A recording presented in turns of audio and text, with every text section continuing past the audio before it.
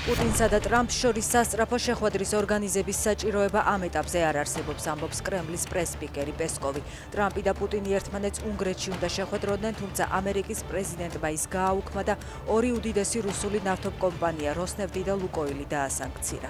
სოჭის აეროპორტში დრონებით თავდასხმის საფრთხის გამო გადადებული რეისების მგზავრებს გასაბერი ლეიბები დაურიგეს. ფრენები 4-5 საათით, ზოგი კი 11 საათით გადაიდო.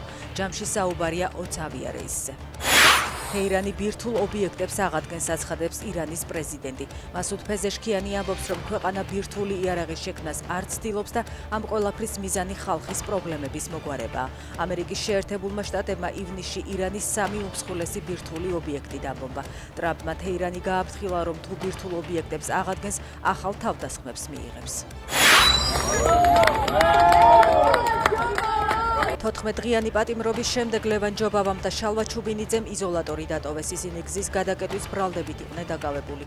სასამართლო დარბაზიდან გათავისუფლდა პარტია დროას წევრი თათა ფერაძე, რომელსაც ასევე გზის გადაკეტვას ედავებიან. შინაგან საქმეთა სამინისტრომ ფერაძის წინააღმდეგ წარადგინა ვიდეო, სადაც ის ტროტუარზე დგას. პროცესი 4 ნოემბრისთვის გადაიდო და პოლიციას მტკიცებულებების წარდგენა დაევალა.